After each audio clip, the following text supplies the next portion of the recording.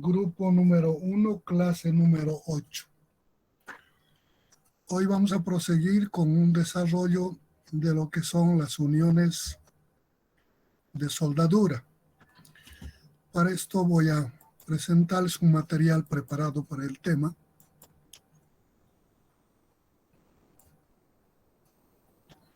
Que nos va a ayudar a analizar las soldaduras, las uniones de soldadura. Ahí tenemos título de esta parte, uniones de soldadura. Las uniones de soldadura son procesos de conectar piezas por fusión. En general, la soldadura es un proceso de unir mediante algún sistema de fusión del tipo de aplicación de calor, aporte de materiales, simplemente calentamiento, golpeteo, presión o otros medios, o a través de elementos de productos químicos que a través de la reacción química van a generar la unión. Todo esto es soldadura. A nosotros nos interesa aquellas uniones de soldadura de fuerza. Esas son normalmente las de fusión, que pueden ser con aporte o sin aporte de materiales, con presión o sin presión. Entonces, para nosotros son las soldaduras de fuerza. Para una vez que hemos visto lo que es soldadura, vamos a ver algunos tipos de arreglos de uniones soldadas. O sea, en el arreglo geométrico, en las posiciones que colocamos los elementos para poder unirlos. Aquí, por ejemplo, tengo este sistema que voy a unir este elemento con esta pieza. Por la parte que entran en contacto, coloco el elemento de soldadura o la fusión del calentamiento y el sistema constructivo y genero la unión. A esto llamamos unión de tope, porque una parte de cada uno de los elementos entra en contacto con la soldadura o del elemento de fusión o la fusión, y a través de esto se genera la fusión. Una otra forma, dos elementos superpuestos uno con otro, y en este borde común se genera el calor para aplicar la unión. A esto llama unión de borde. Un otro arreglo, colocar dos elementos en esta posición con una abertura entre los elementos, donde entra en contacto una arista de ambos elementos, y a partir de este espacio se genera el proceso de unión. Esto se llama unión de esquina. Una otra forma, colocar un elemento horizontal, otro vertical, en un punto que forman una especie de T, la letra T invertida, o puede ser también el otro sentido. Y a través de estas áreas comunes se coloca el efecto de fusión. Esto se llama unión en T. Una otra forma es esto, juntar dos elementos colocados en esta posición de traslape. Hay una parte que entra traslapado, esta parte entra en traslape de este elemento y de este. Y esta parte común entre ambos se coloca la soldadura. A esto se llama unión de traslape o unión traslapada. Estas son las formas de los arreglos probables para hacer las uniones. No son las únicas, no son excluyentes, pueden encontrar por ahí alguna, imaginarse con qué arreglo pueden hacer. Simplemente son referenciales. Estamos hablando de lo que la mayoría de los autores propone. No es excluyente. Una vez que tenemos los tipos de arreglos para las uniones, procedemos a determinar los tipos de soldadura. Estos tipos de soldadura nos dicen cómo y en qué parte está colocada la soldadura. Entonces, en este arreglo de la unión de esta con este por tope y esta con este otro elemento por tope, previamente los hacemos un trabajo de tal forma de desgastar estas partes para que entre en contacto una parte, sea la parte inferior o la parte central, generando un acabado de punta en ambos lados. O lo mismo esta con esta, desgastamos en punta o simplemente un bisel de un lado y sobre ese bisel colocamos la soldadura. Eso obedece a ciertos requerimientos de servicio. Por tanto, se conoce este tipo de aplicación de soldadura como soldadura de preparación, porque previamente los elementos a ser juntados han sido preparados generando los biseles o las hendiduras para la aplicación de la soldadura. Un otro tipo es de esta naturaleza. En una unión de traslape, ¿sí?, le aplicamos la soldadura en estas partes que entran en contacto. Puede ser aquí abajo. A esto llamamos soldadura de filete. Un otro arreglo de una variante de traslape, este elemento horizontal inferior, traslapado con este superior izquierdo y superior derecho, y en esta parte en contacto se aplican las soldaduras de filete, quedando este hueco entre las soldaduras. Este hueco, esta ranura, es rellenado por algún material que no sea soldadura, masillas, no sea algún material de relleno, porque la unión exige que esto no quede así por alguna necesidad de servicio. Por tanto, a esta forma conocemos como unión de soldadura de tapón. Una otra variante de este mismo tipo, con la única diferencia de que este hueco no es tapado, esta ranura, sin ningún material, ni soldadura ni relleno, y por esa causa se conoce como soldadura de ranura. Da igual que en el otro caso, estas no son excluyentes. Son los tipos de soldadura que hemos recogido y planteado en el texto guía y no son excluyentes. Si encuentran alguna u otra forma, adelante, no hay ningún problema. Entonces, para generar este tipo de uniones y con estas variantes de soldaduras, nuestra preocupación es que la soldadura tenga la mejor calidad. ¿De qué depende la calidad de las soldaduras? ¿No? La calidad de las soldaduras depende básicamente de los principios básicos de la metalurgia de la soldadura. Esto quiere decir que dependen de la estructura cristalina de los materiales a ser juntados, de la oxidación, de la disolución de los gases, ¿no? De esos aspectos depende los principios básicos de la metalurgia de la soldadura. Que tenga el recubrimiento adecuado, ¿no?, y que tenga la estructura cristalina similar a los elementos que vamos a unir con el elemento de aporte, porque de lo contrario no va a generar la fusión. Los efectos térmicos. Cuando le aplicamos soldadura, o hasta el grado de fusión o temperatura, la línea de las juntas se calientan, alcanzan temperaturas altas. Por tanto, este proceso quema el contenido de carbón de las estructuras, uno. Segundo, expande como consecuencia de la temperatura. Y en el proceso de enfriamiento genera una contracción debido a la pérdida del calor inicial aplicado que le dilató y también a la pérdida de volumen de la sección de la cantidad de carbono, aunque sea en pequeña cantidad.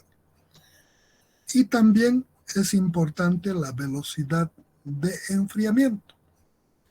Algunas uniones puede convenirnos enfriarlos rápidamente, en cuyo caso aplicaremos elementos de enfriamiento.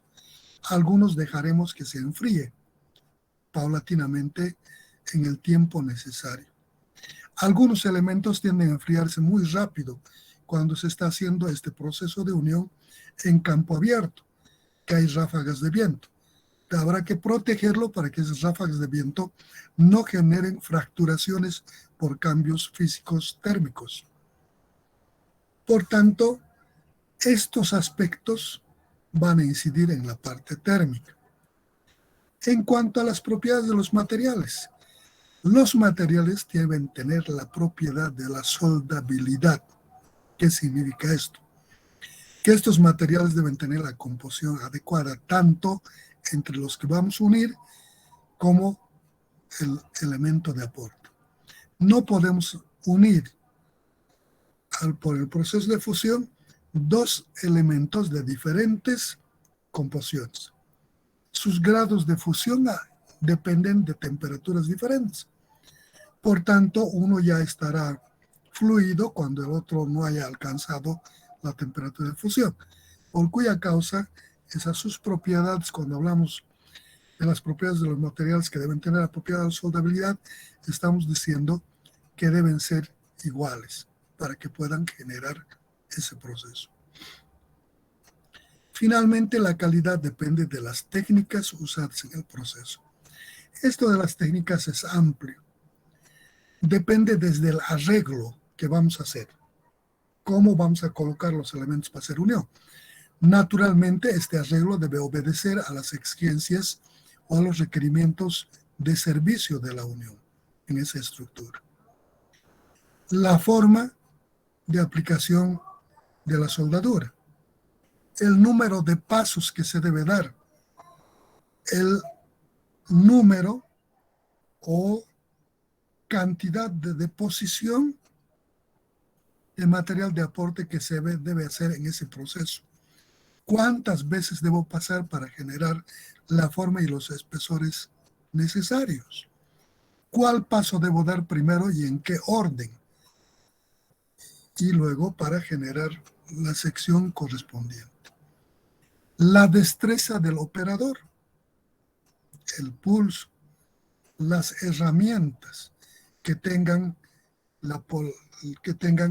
el amperaje adecuado, necesario, si debe ser corriente alterna, corriente continua, toda la estabilidad de esta herramienta, todos estos aspectos, así como también la destreza, la posición, el grado de penetración en el proceso de fusión, la velocidad con que debe dejar el material de aporte, todos estos aspectos van a incidir en la calidad de la estructura. Entonces, la calidad va a depender de esos aspectos. Una vez que sabemos qué cosas debemos cuidar para conseguir una buena calidad de soldadura, ahora el asunto es cómo verificamos esa calidad. Hay una variedad de métodos. En 3 métodos, no en el orden que les estoy proponiendo, sino cada uno simplemente al azar. Por ejemplo, está el radiográfico, el ultrasonido, el de la tintura penetrante, de las partículas magnéticas y de la inspección visual. Entonces, cada uno de estos métodos de verificación de calidad tienen sus dificultades, sus costos. Y en cada caso, cada uno de estos tiene mejor aplicabilidad, mejores ventajas para uno u otro tipo de estructura. El radiográfico, quién sabe, es uno de los más completos, pero en cambio requiere llevar equipo de rayos al lugar donde se va a generar la radiografía para mostrar en pantalla toda la soldadura, mostrando su geometría, su continuidad, su entrampamiento de escoria, su grado de penetración, todos estos aspectos, ¿no? Entonces resulta caro y segundo, debe tomarse previsiones para que no se contamine al humano cercano a la obra, dando el área de seguridad correspondiente que evite que sea irradiado el humano que está transitando a las cercanías de la obra. Este tipo de manera de determinación o método de determinación de calidad es bastante costoso. Requiere transportar el equipo, requiere condiciones de servicio adecuadas de energía, de muchas cosas en el lugar.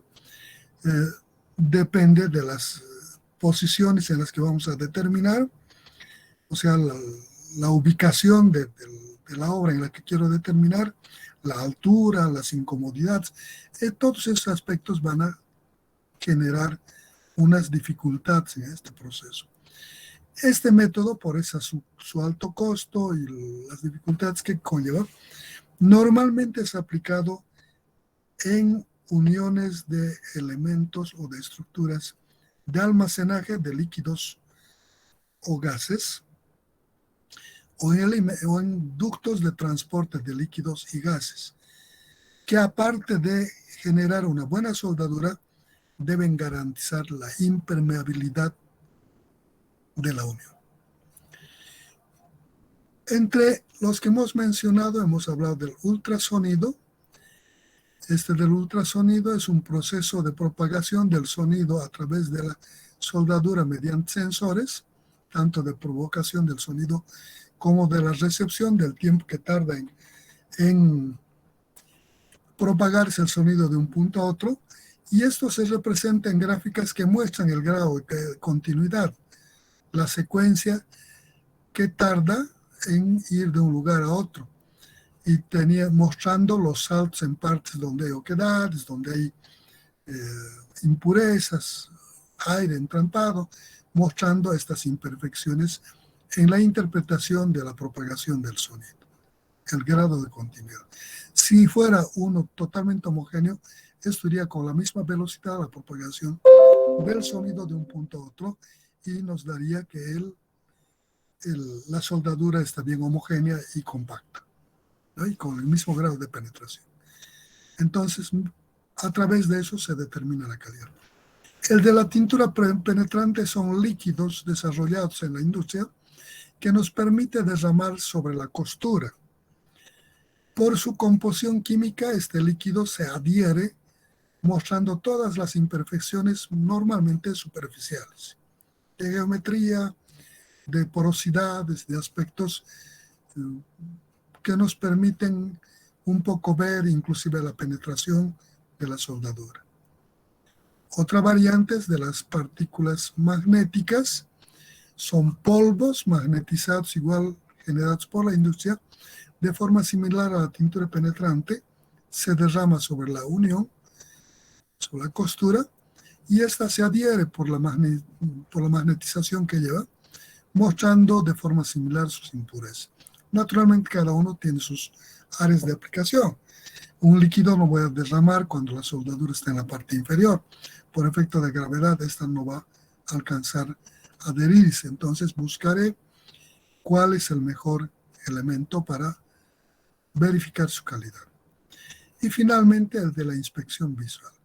Quién sabe, este es el más utilizado en el área estructural, que normalmente es en altura, en posiciones incómodas, en medio ambiente, con aire, con frío, con viento, con incomodidad, ¿no? de aproximación, todos esos aspectos. Entonces lo que se hace es, hay personas de mucha experiencia en la soldadura, entrenados en la observación para verificar que estas uniones estén correctamente realizadas.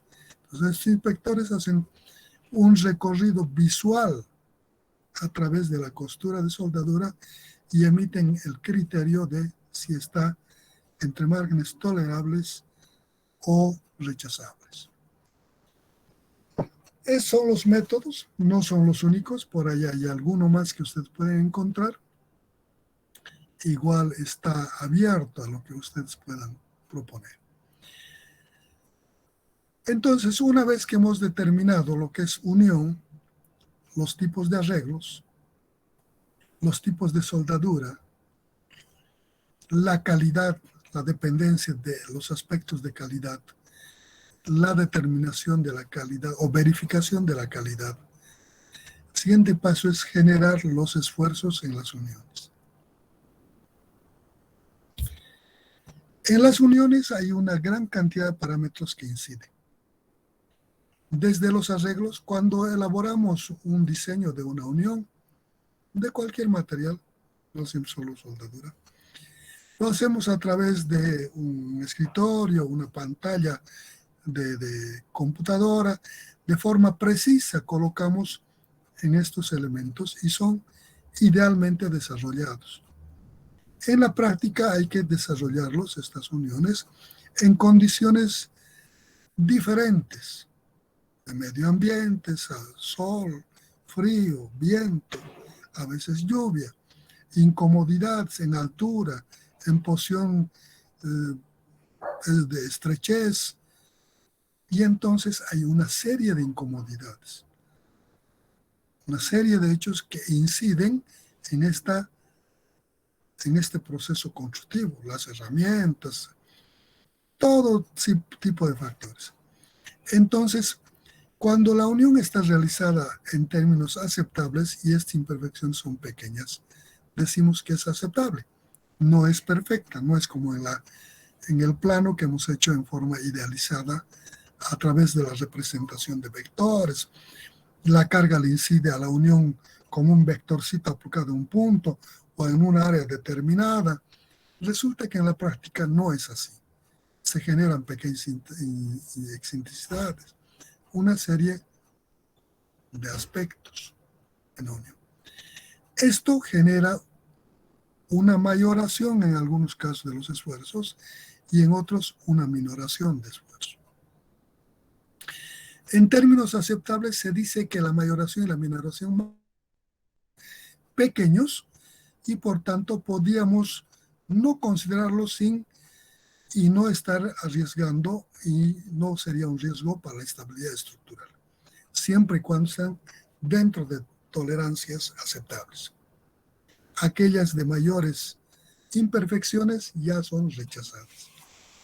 Entonces dice, para determinar la generación de formulaciones matemáticas en la determinación de estos esfuerzos, dice, en el análisis elástico tienen muchos componentes, muchas incógnitas, muchas variables.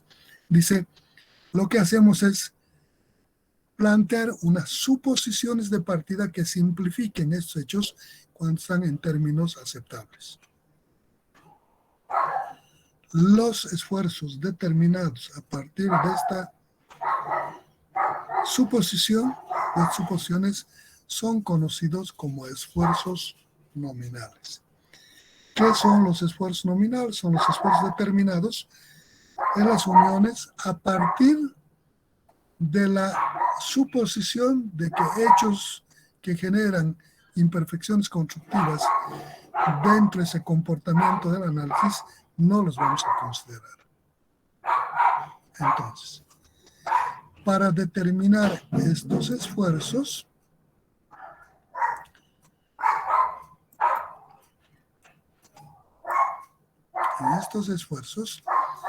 bajo esta denominación de esfuerzos nominales, partimos de las siguientes suposiciones que engloban los aspectos constructivos. Entonces, una primera suposición. Dice esta primera suposición: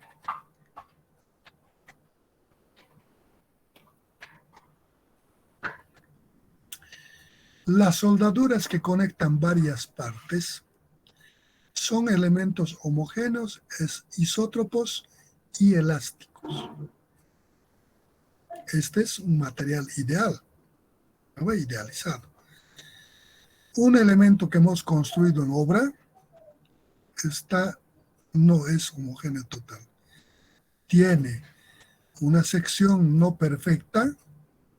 Ya de hecho en el análisis hemos visto que vamos a ver que vamos a tomar un área también nominal. Hay pequeñas cantidades de escoria entrampados para los aceptables, a veces unas burbujas de aire, y entonces no es homogéneo su distribución. La isotropía es una propiedad física que dice que todos los esfuerzos, el comportamiento de un elemento en todas direcciones es la misma. Esto va con la homogeneidad, la geometría, para determinar estos aspectos. que no son perfectas. Y finalmente, la elasticidad es una propiedad de todos los materiales y depende también en gran parte, si bien puede tener un material un coeficiente de elasticidad, pero por su forma y otros aspectos puede esta elasticidad no distribuirse uniformemente, ¿no? Entonces, vemos que suponemos una idealización del material de unión. 2. Suponemos que las partes conectadas son rígidas y por lo tanto desprecian sus deformaciones. No hay elemento totalmente rígido. Todos los elementos, aun cuanto más rígidos, tienen una pequeña cantidad de deformación. Por tanto, estas también van a tener ciertas deformaciones debido a su rigidez, ¿no? Las pequeñas excentricidades y la rigidez del elemento. Sin embargo, cuando están de márgenes tolerables, no vamos a considerarlos. Eso estamos diciendo aquí. Esas grandes deformaciones, fruto de las imperfecciones, no las vamos a aceptar. Es así, la unión es desechada. El tercer inciso dice, solo se consideran esfuerzos nominales debidos a las cargas externas. Se desprecian los efectos de los esfuerzos residuales, de las concentraciones de esfuerzos y de la forma de la soldadura. Está diciendo que en el análisis solo vamos a tomar en cuenta las cargas externas que inciden sobre la unión, no las que se han generado como consecuencia del proceso constructivo, cuando están en márgenes tolerables, naturalmente. Esfuerzos residuales, concentraciones de esfuerzos, ¿no? La geometría de la soldadura, el grado de fusión, todos esos aspectos no las vamos a considerar cuando está la soldadura en términos aceptables. De lo contrario, sí. En estas condiciones y a partir de esta suposición, en la determinación de esfuerzos nominales, hay que determinar los esfuerzos analizando el comportamiento en la unión de soldadura. Aquí en la referencia, yo les he puesto una secuencia que debe seguirse para desarrollar la determinación de esfuerzos. Esta secuencia es no en el entendido de una mecanización, más bien es una guía para que no olviden algún hecho en el proceso de análisis. Entonces, esta secuencia es la siguiente. Primero, dibujamos la sección transversal efectiva de la conexión soldada. Primero determino su sección transversal de esta soldadura y ahí determino esas imperfecciones del acabado y de acuerdo a eso tomo un área de soldadura transversal y además hago un esquema de la soldadura de unión. Solo el esquema. En base a ese espesor determinado de esa sección transversal. Una vez que esquematizado, determino el centroide de la soldadura. Para determinar el centroide de la soldadura, coloco ejes referenciales. De tal manera, no dice que debe ser así siempre, es libre uno de determinar el origen de sus ejes donde quiera, pero el colocar en uno o en otro punto tiene sus ventajas y desventajas. Por tanto, es bueno, es ventajoso que toda la soldadura se encuentre en un solo cuadrante. Entonces, con ese criterio, coloco el origen en este punto del vértice inferior izquierdo de la soldadura, le pongo el eje U en esta arista, el eje vertical B sobre esta arista y el eje Z perpendicular a esta área a partir de ese punto de la soldadura. Para la colocación de estos ejes referenciales y lo que es el análisis en general, primero debo analizar el efecto de la sección transversal de la soldadura. Y en esa sección transversal de la soldadura determino el centroide. Teóricamente, estos ejes deberían ir por el centroide de la sección transversal de la soldadura y no por esta arista. Pero cuando los espesores son pequeños, dice que el centroide está a una distancia muy pequeña del perímetro soldado de uno de los elementos.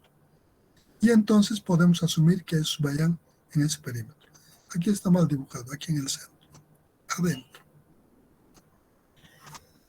que es totalmente válido. Entonces, una vez colocado estos ejes centroides, estos ejes de referencia, determino el centroide. Para eso, en la determinación del centroide, le aplico ejes paralelos, supongo esto como áreas rectangulares de espesor de garganta de falla por esta longitud, más espesor de garganta de falla por esta longitud, más este espesor de garganta de falla por este espesor. Área total, ¿no? Y entonces le aplico ejes paralelos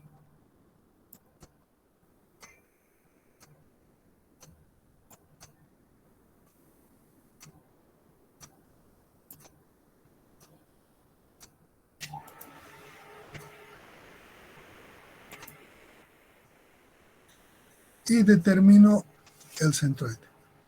Una vez que he determinado el centroide, descompongo la fuerza referido al centroide en el punto de aplicación en las direcciones X, Y, Z.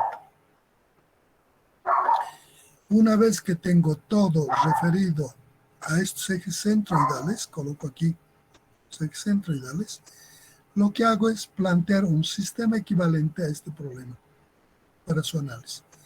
¿Qué significa plantear un sistema equivalente?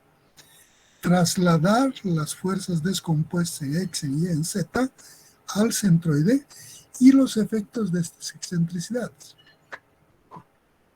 El centroide está determinado, coloco los excentroidales, X, Y, Z,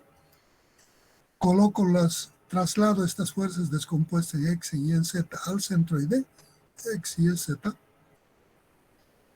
La teoría dice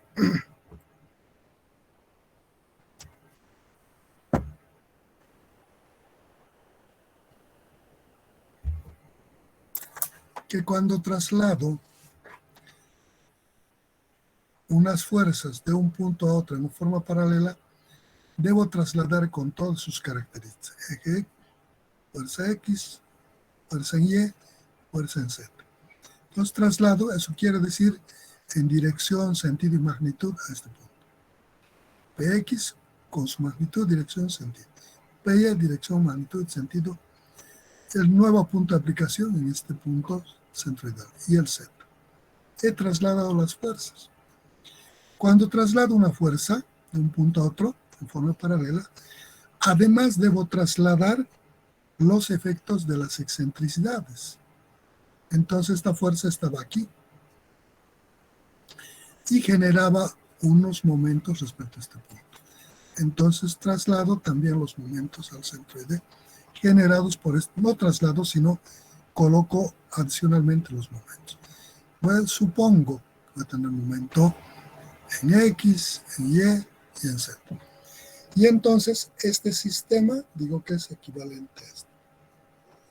En este sistema equivalente procedo a determinar los esfuerzos.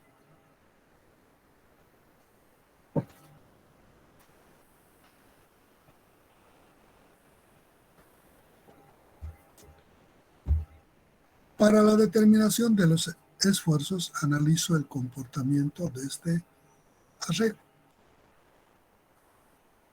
Estas fuerzas Px, Py, Pz pasan por el centroide de su línea de acción. Por tanto, estas tres fuerzas son fuerzas axiales.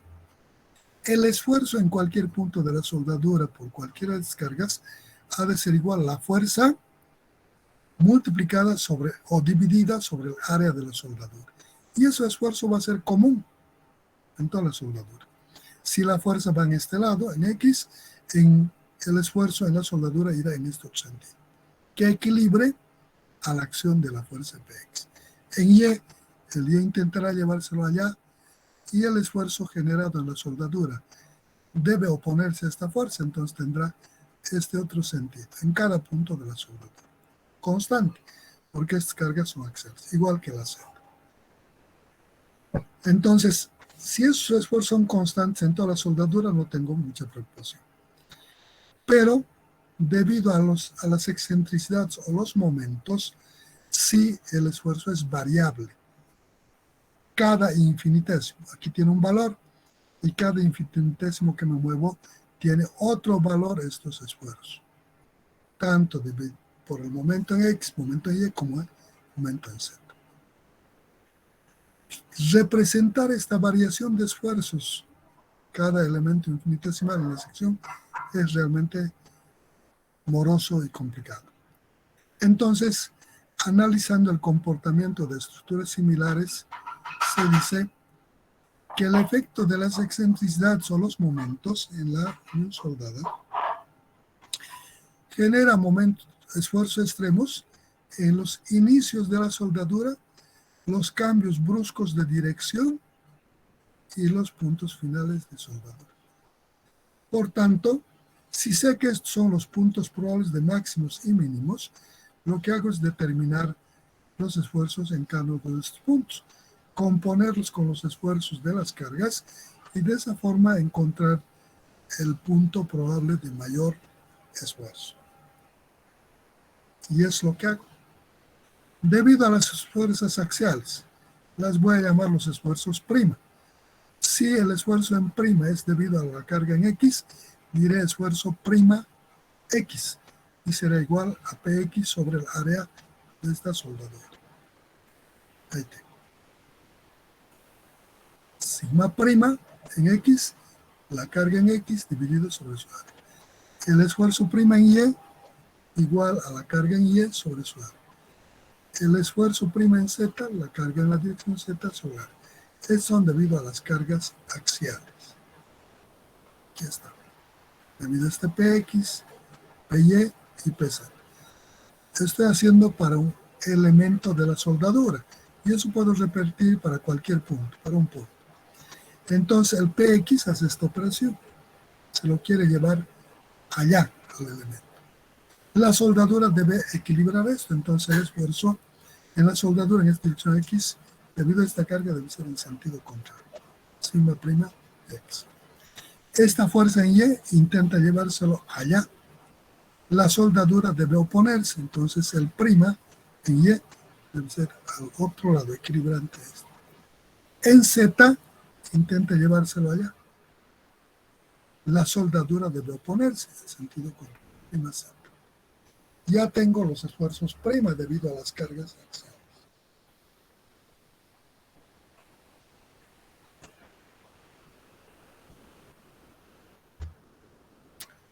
Debido a los momentos, tengo momento respecto al eje X, momento respecto al Y y momento respecto al eje Z. Analizo cuáles momentos generan esfuerzo en la dirección X, en la dirección Y, en la dirección Z. El momento en Z es el eje perpendicular al plano XY y el momento va a girar así. Puede girar así o también al otro lado. En este problema, ya no estoy suponiendo que gira así. Entonces, ¿qué va a hacer en este punto? En el que estoy buscando la resultante de esfuerzos en este punto. Entonces, genero el radio de aquí a este punto. El momento intenta hacer girar así. Esa fuerza es perpendicular a este brazo. Así. La acción. La reacción, la soldadura debe oponerse, entonces será en la prolongación de esta línea hacia abajo. Ese es el esfuerzo que se va a generar a este momento en Z. Como esto no se encuentra ni sobre el eje X ni el eje Y, entonces lo que hago es esto, descomponer en el eje X y el eje Y, debido al momento en Z. Esos son los primas o los segundas en la dirección X y en la dirección Y. Entonces esta descompongo aquí, sigma segunda en X, descompongo en Y, sigma segunda en Y. Ya tengo los esfuerzos en este punto de la soldadura debido al momento en Z. Similar análisis hago para el momento en X y el momento en Y. ¿Qué hace el momento en X? Este momento en X hace esta operación. Trata de arrancar a este lado la soldadura. Pero la soldadura debe oponerse a esta acción. Entonces, este momento generará un esfuerzo en la dirección Z, que es esta, la que arranca, en este sentido contrario. Ha de ser igual, sigma segunda Z ha de ser igual a menos momento en X sobre inercia con respecto a este X, la distancia de aquí a este punto. Más o menos lo que me genera este momento en esa dirección. Este momento también genera en esta dirección. También tracciona. Entonces, el esfuerzo generado por este momento también va a ser menos, le voy a sumar algebraicamente esto, menos MY sobre IE por esta distancia XP. Aquí tengo. Debido a las cargas axiales, debido al momento en Z, sigma segunda en X igual al momento en Z por Y sobre IZ. El signo colocamos dependiendo si es en el sentido del eje positivo o negativo. En el sentido del eje positivo quiere decir que son tracciones y en sentido contrario al eje positivo son compresiones. De ahí vienen los signos. El esfuerzo en la dirección Z es la sumatoria de los esfuerzos que me genera el momento en X y el momento en Y. Algebraicamente. Los signos también van a venir de ese comportamiento. Una vez que tengo estos esfuerzos en esta figura, tengo esfuerzo debido a la carga PX, esfuerzo prima X, en este punto. Tengo el esfuerzo en Y', en la dirección Y, y tengo el esfuerzo en la dirección Z'. Debido a los momentos, en Z tengo sigma segunda en X, sigma segunda en Y. Y en Z, en la dirección Z, debido a los momentos en X y Y, que tiene esta dirección. Sobre esta base, determino la resultante de esfuerzos en las direcciones X, Y, Z. Diré aquí, ese esfuerzo en X en el elemento 1, aquí, suponiendo que sea 1, va a ser igual a menos sigma prima X más sigma segunda X. Ya tengo la resultante en la dirección X. La resultante aquí en dirección Y en el punto 1, menos sigma prima 1Y y menos sigma segunda 1Y. Y entonces tengo esta dirección y ya tengo ese valor. Ya la otra fuerza, el otro esfuerzo en la dirección Z, digo sigma en Z en el elemento 1, aquí va a ser igual a menos sigma prima Z y menos sigma segunda Z en 1. Y tengo las resultantes, que voy a tener ya no 6 esfuerzos, sino 3. Una en dirección X, una en dirección Y y una en dirección Z. Una vez que tengo este esfuerzo en las direcciones X, Y, Z, procedo a componerlos. Bueno, aquí estoy determinando las resultantes en X, en Y, en Z. Una vez que tengo estos 3 vectores, lo que hago es encontrar la componente, compongo este esfuerzo en 3 direcciones en una sola dirección. Y digo que es igual, el esfuerzo resultante en ese punto ha de ser igual a la raíz cuadrada de sigma x al cuadrado más sigma y al cuadrado más sigma z al cuadrado. Y de esa forma encuentro la resultante en cada punto. Para este caso particular, para este punto. Y luego cualquier punto de la soldadura. Dice la teoría que el esfuerzo determinado de esta forma es una composición de esfuerzos en 3 direcciones. Por tanto, la dirección de este esfuerzo no va a estar ni en la dirección X, ni en Y, ni en Z. En alguna otra dirección va a estar. Por tanto, decimos que cuando componemos esfuerzo en direcciones diferentes y sacamos su resultante, este esfuerzo no está orientado ni en ninguno de los ejes de los componentes de los esfuerzos. Por tanto, este esfuerzo calculado dice que es muy similar al esfuerzo cortante de la soldadura. Por tanto, esta metodología de determinación de esfuerzo por este sistema dice que debe igualarse al esfuerzo cortante.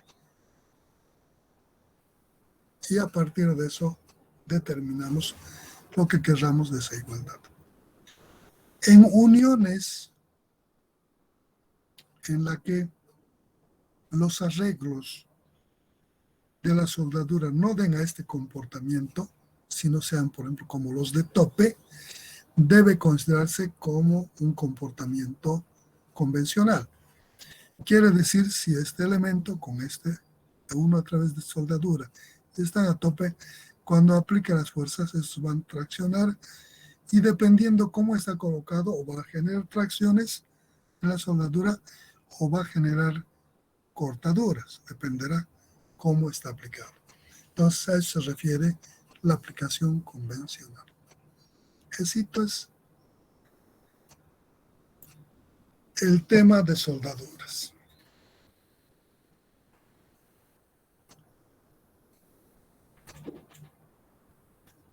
Hasta aquí, si tienen alguna duda, algún comentario, pregunta, sugerencia, les escucho.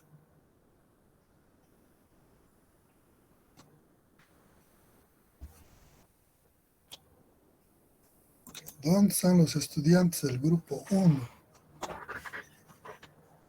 ¿Qué dice Alejandro Aníbal Loza o Lozano? Alejandro Aníbal, ¿qué dice? ¿Qué te parece el tema? ¿Te gusta o no te gusta?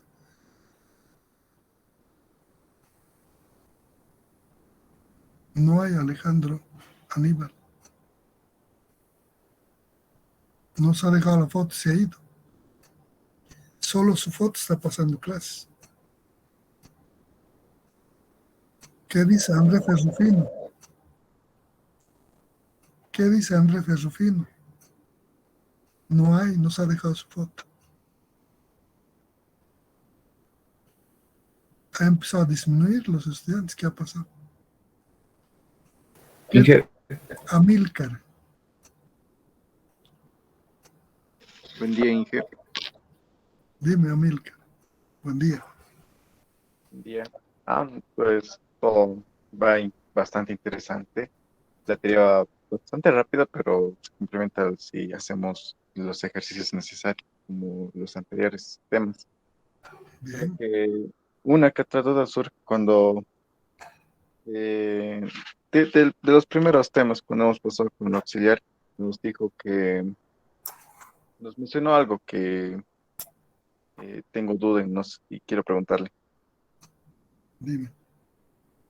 De uniones roblonadas cuando tenemos dos zonas a analizar, ¿no ve? Dos filas de roblones.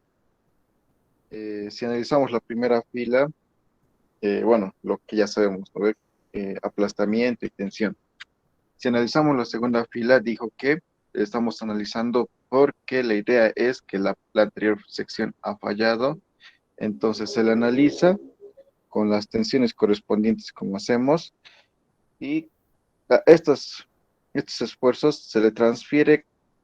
Hay dos situaciones. Cuando falla por tensión, se le transfiere el fallo de tensión de la anterior sección, o por fallo de aplastamiento, se transfiere el esfuerzo de aplastamiento a la sección, a la segunda fila que estamos analizando.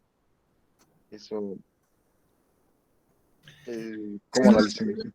en las uniones roblonadas, con varias filas de elementos conectores, que pueden ser perns o roblones, en este caso roblones, se parte del principio del equilibrio estático.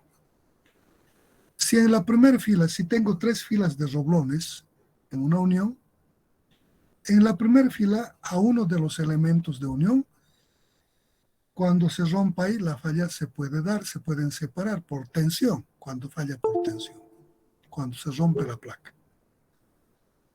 ¿No? Si es en la otra línea, donde esa línea de roblones al romperse deja libre al lado de la carga con el pedazo de placa, la falla se ha producido. En el otro lado, en el otro elemento que queda al otro lado, no va a generar esto. ¿Por qué? Porque para que se rompa la placa en ese lado, estas líneas tienen 1, 2, 3. Las otras dos líneas que están actuando aparte de esta línea van a recibir una cierta carga, sea por aplastamiento o por corte en los conectores. Y a esta línea de rotura va a llegar la carga que sobra de la posibilidad de la falla por corte o por aplastamiento de las otras líneas de soldaduras. Por eso se parte de ese principio de equilibrio.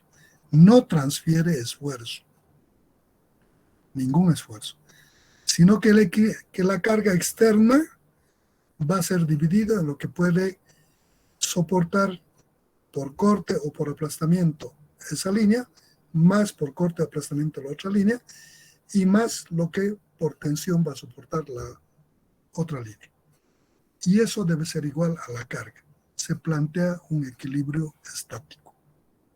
No transfieren cargas a los otros.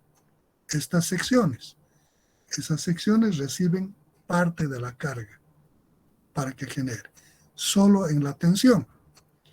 En lo que es el apoyo y el corte, toda la carga van a recibir todos los elementos de unión, proporcionalmente a su área. También es un equilibrio estático. Eso es. Está bien, Inge, esa era una duda de ese tema que surgió. Gracias. Entonces no transfieren carga, solo tomamos en cuenta como nos indicó. Todo tienen que partir del principio de equilibrio. Si tengo una unión con 5 roblones en 2 líneas o en 3, entonces la carga P que está incidiendo sobre ese elemento de unión para que falle por tensión, cada uno de los elementos al corte aguanta, si son 5, un quinto de esa fuerza. Cada uno de los elementos al apoyo aguanta un quinto al apoyo de esa carga. Y entonces depende en cuál línea estoy, ¿no?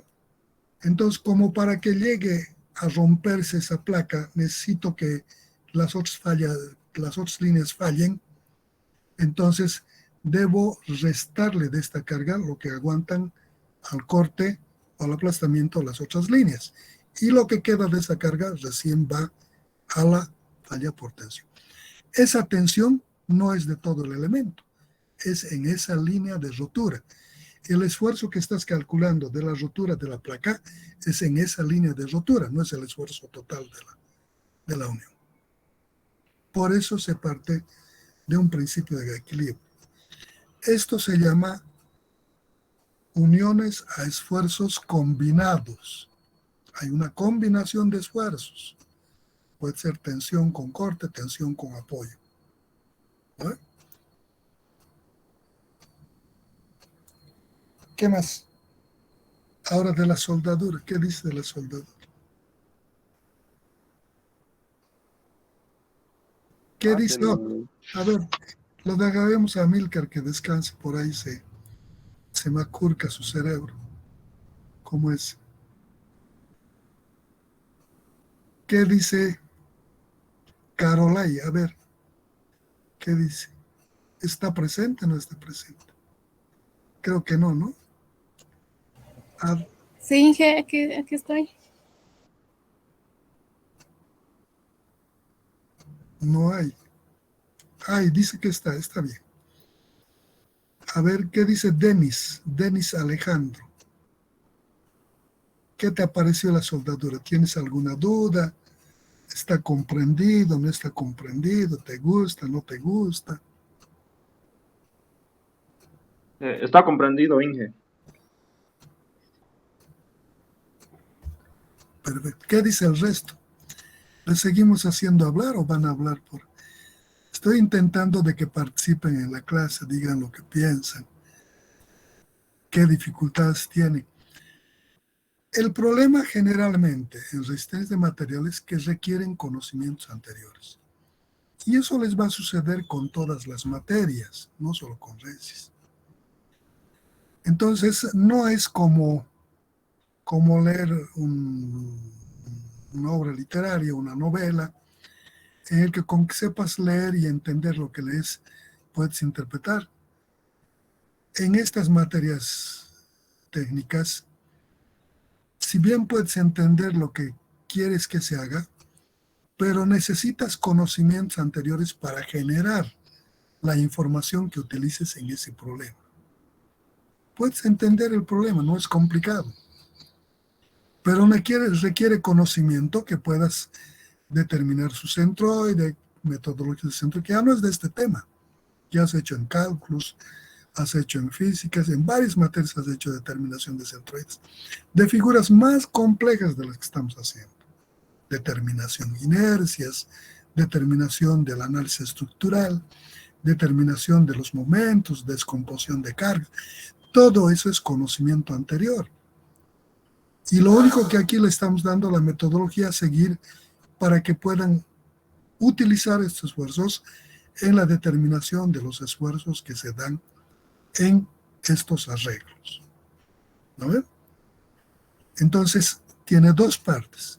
Por eso requieren una base de conocimientos. Por eso hay alguien que dice, no puedo hacer.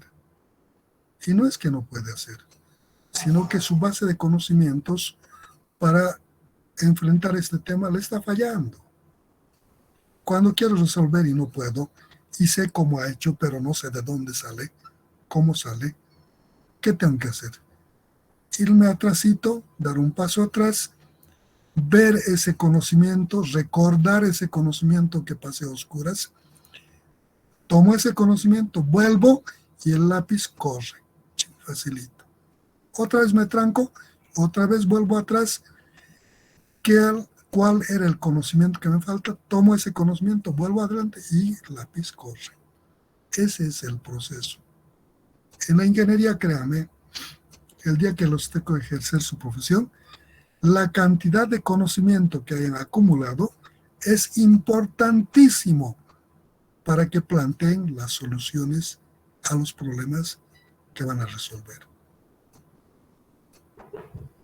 Si yo no tengo mucho conocimiento acumulado, ¿cómo puedo imaginarme cómo va a funcionar una estructura? ¿Cómo voy a generar? ¿Cómo voy a tener la idea de cómo debo plantear la solución? Las soluciones a los problemas en la ingeniería no están bosquejados todos. Cuando alguien te quiere contratar y te dice, a ver, yo quiero que me lo hagas allá, no te dice la forma, pues, solo te dice que se lo hagas, cuánto vas a tardar y cuánto le va a costar. La solución a su problema. Yo tengo problemas, en mi casa está cayendo, mi casa está hecha de adobe o está hecha de hormigón y tiene esta forma y y entonces tú tienes que idearte cómo está funcionando, qué cargas actúan. Tienes que generar la información para verificar ese comportamiento. O cuando te dice, yo quiero que me lo hagas un edificio aquí que está apoyado solamente en un pilarcito. Y como yo quiero, yo soy sofisticado y quiero que mi vivienda gire alrededor de ese elemento. Y tienes que imaginarte cómo le vas a poner, sobre qué le vas a poner para que eso vaya dando vueltas. ¿No? Quiero un bar que sea sofisticado y que me compita con el resto y que sea un bar giratorio, ¿no? Entonces tengo que imaginarme cómo debo hacer. Si no tengo idea de cómo funcionan las cosas, no me voy a hacer posible. Y si saben, hay alguno que tiene más conocimiento que otro. Van a plantear 10, 20 soluciones diferentes. ¿No? Algunas será un mamarrachito, algunas será más esbelto, y alguno de ellos es mejor. ¿No? ¿Por qué? No es porque el uno es mejor que el otro, sino porque tiene mayor cantidad de conocimiento acumulado que le permite darle mejores soluciones. Créanme, la cantidad de conocimiento que acumulen es muy importante. Es re importante. No mecanizado. No se conviertan en transcriptores de información. Les dicen, haz esto y dicen, a ver, ¿tienes el modelito de solución? pásamelo. ¿Y qué hacen?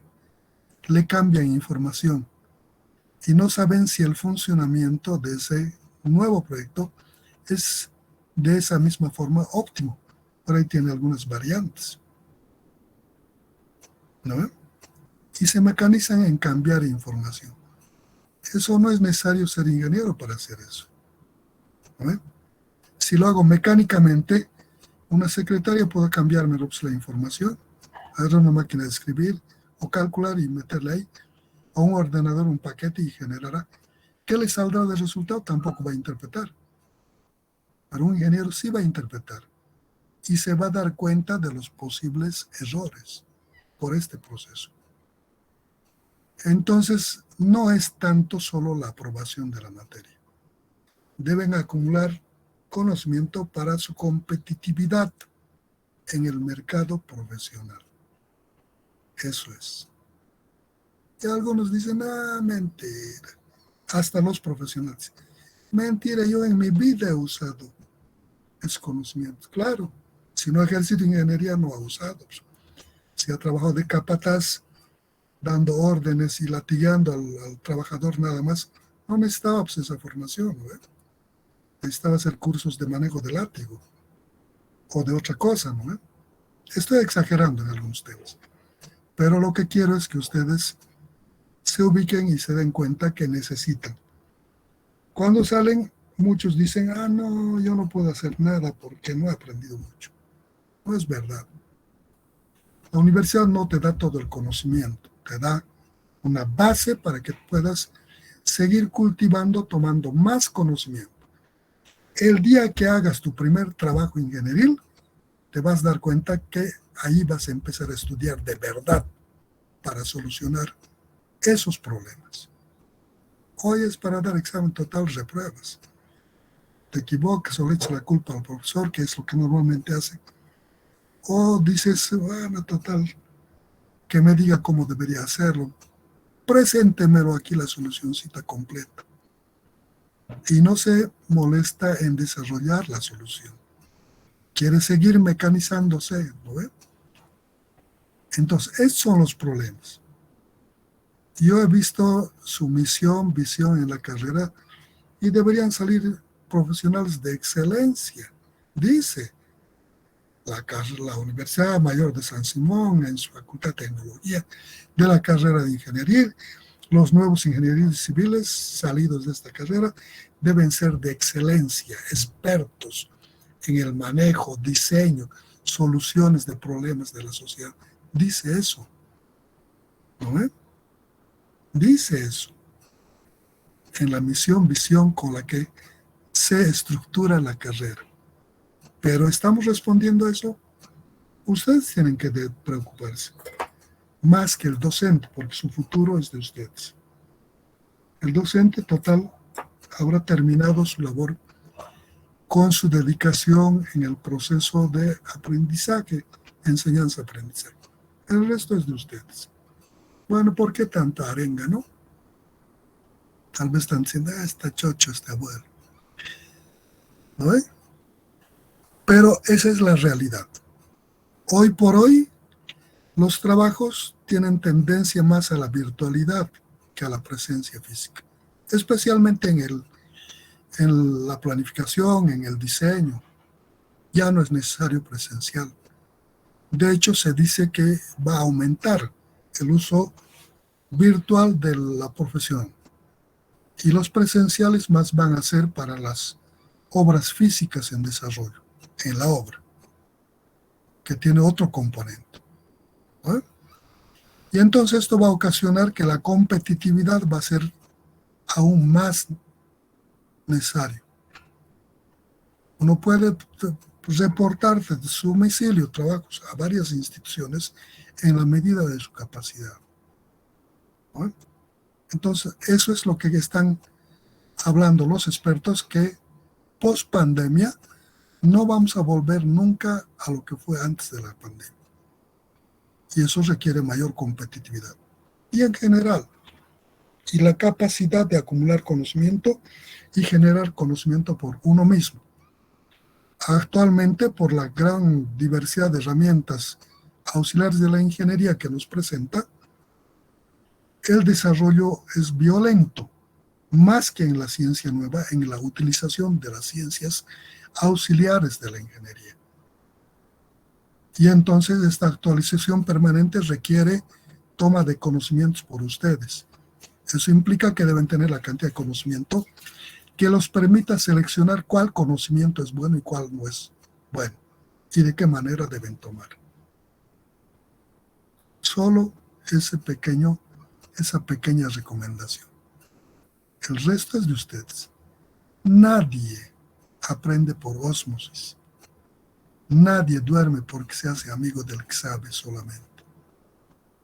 Todo el proceso de aprendizaje es un proceso de esfuerzo. Nada se toma por algo que no sea esfuerzo. En la medida en que hoy se esfuercen, mañana tendrán mejores resultados. De ustedes depende.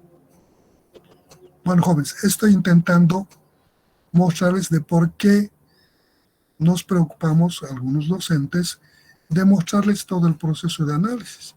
Para mí podría ser más fácil agarrar un síntesis de fórmulas, darles un formulario, de esta fórmula se usa así, esta otra así, esta otra así. ¿Y qué tal cuando varíe el problema? Cuando haya que analizar el comportamiento. ¿Será cierto? Estas materias de las estabilidades y las resistencias y las hidráulicas y las geotécnicas son materias que están en la etapa de análisis y debe uno entender lo que ocurre para que en la etapa de diseño pueda darle las dimensiones a las estructuras que puedan responder a esas exigencias de comportamiento. ¿No? Eso es lo que deben aprender en la ingeniería. Bien, jóvenes, esta es la parte. Bueno, parecería que es innecesario estas pequeñas charlas, pero dice que la formación del nuevo profesional debe ser integral. Debe transferirse conocimiento, debe enseñarle uno o darle las bases para que pueda tomar nuevos conocimientos y generar su conocimiento, ¿no ve? Y un uso adecuado de estos conocimientos. Eso es personal. Depende qué tipo de profesional cada uno quiere ser. Es personal. Y cada uno de ustedes decidirá qué va a ser al futuro y qué va a ser su futuro en esta etapa. Bien, jóvenes, si tienen algo ahora, regresando a nuestro tema, me dicen sobre el tema. Si no, vamos a concluir nuestra clase aquí. Y la próxima clase vamos a hacer un ejercicio de aplicación de las uniones de soldadura.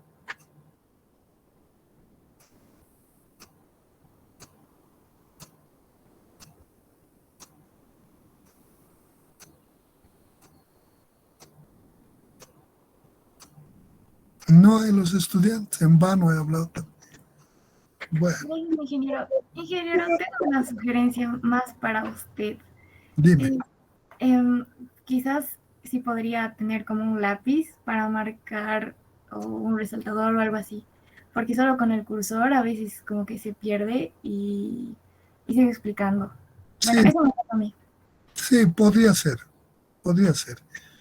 Eso implica si uso la pizarra del Meet, hay una pizarra en el Meet. Eso de ustedes, cada vez que use la pizarra, tienen que clicar para entrar a la pizarra. Es una forma. La otra es que en el Power yo pueda manejar los colores de los marcadores para colorear. O también que es una forma similar a la utilización del puntero, simplemente coloreado. Hay también en algunos sistemas de láser que le permite marcar así el láser, ¿no? Y determina. Puede también ser. Sí, puede mejorarse siempre. Siempre se puede mejorar. Voy a intentar hacerlo de la forma que les cause menos trabajo. Lo que implica es, cuando ustedes entran a ver la clase, No todos tienen todas las herramientas. Algunos están viendo en celular. Algunos están viendo en pantallas pequeñas. Otros están viendo en ordenador. Y este es el otro problema, ¿no? Entonces, en la medida en que yo vaya a usar más cosas, también les va a dificultar ese cambio de ingreso a una u otra parte. Por eso también está un poquito limitado. De cualquier forma, vamos a intentar mejorarlo. Siempre es bueno cualquier sugerencia de parte de ustedes. También debemos tender eso. Bien, jóvenes, ¿qué otra cosa más?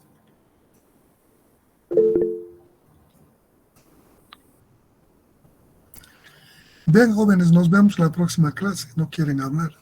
Difícil. Tienen voto del silencio. Estudiantes de Resistencia 2, Grupo 1 están en voto del silencio. Difícil hacerles hablar. Nos vemos. Ingeniero. Hasta luego, Inge. Que les vea bien, jóvenes. Hasta luego, Inge. Hasta luego. Hasta luego, ingeniero. Hasta luego, ingeniero. Hasta luego, ingeniero.